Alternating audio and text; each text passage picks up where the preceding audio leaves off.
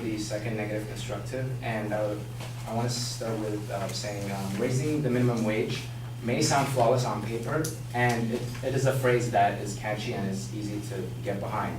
However, there are many undefined outcomes that are a product of this plan and some questionable effectiveness in improving the poverty rate. And I'm here to bring light on some of these issues of the proposed plan by the advocate side. So to preface this, I want to start out by finding out who earns the minimum wage so we can see which demographics are affected mainly by this proposition. According to the US Department of Labor, the vast majority of employed workers earn more than the legal minimum, and they are not directly affected by the changes. In 2013, 96% of wage earners received more than the legal minimum. And a professional blog post from Econometer elaborates on this by adding, minimum wage earners are largely young, inexperienced, and part-time. In 2013, 50% were below the age of 25, and 64% worked part-time. And minimum wage workers are often members of households in which other family members earn higher outcomes, and they're not necessarily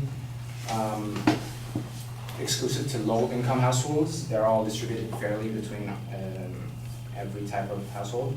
So right off the bat, we can assume that the number of people affected by the change will not directly improve the wages of the estimated 43 million Americans living under the poverty line, according to the UC Davis Center. And the resolution is too niche to tackle the overarching problems we face. With that being said, I'd like to now go into some of the disadvantages that are a result of the increased minimum wage. And one is job loss. When employers are required to pay more, they tend to choose workers with more skills as opposed to just any menial tasks because they want to make the most out of the money they're paying them. And they would combine these high-skilled workers with supplemental technology such as digital ordering and such.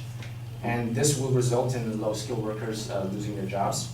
A study conducted by the National Bureau of Economic Research documents this. The authors found that increases in minimum wage were responsible for 14% of the decline in the share of the working-age population employed between 2006 and 2012.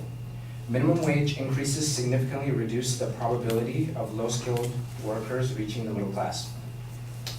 In addition, a survey of 1,200 plus businesses and HR professionals nationwide, 230 of which reported to be paying their employees the current minimum wage, concluded that if the minimum wage were raised to $10 an hour, 38% of employees who currently pay their employees minimum wage say they would have to let some employees go and to cover the cost. And among the same group, 54% said they would reduce hiring, while 65% say they would reduce prices on their goods and services, which sort of makes sense as the companies don't want to take a loss and they'll do what they do in order to keep their profits about the same.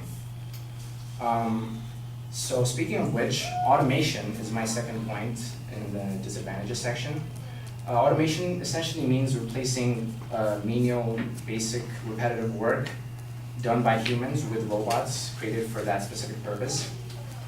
And another study conducted by the National Bureau of Economic Research finds that increasing the minimum wage decreases significantly the share of automatable employment held by low-skilled workers and increases the likelihood that low-skilled workers in automatable jobs become unemployed. Fast food workers are in the highest risk of being replaced as food service is usually repetitive and predictable tasks that are already possible to automate in this time.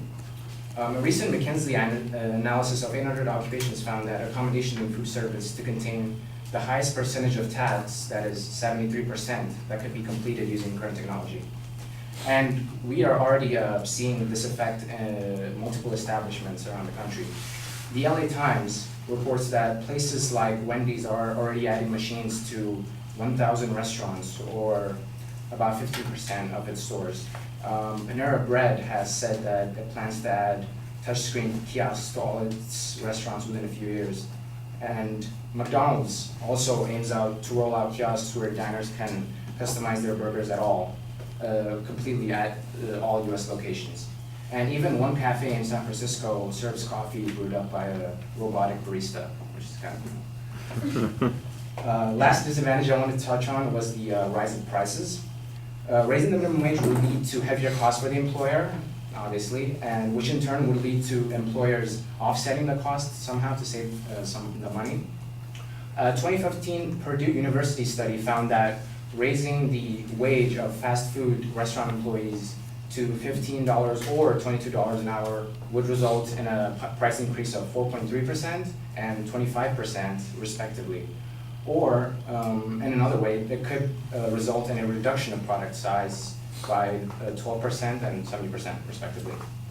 A clear example of this that we can point to is in Oakland, where NBC News has found that the price of a cup of coffee went up by 10 to 20% in Oakland, California, after a 36% minimum wage hike in the city to $12.25. The report also found a 6.7% rise in coffee prices in Chicago after the minimum wage rose to $10.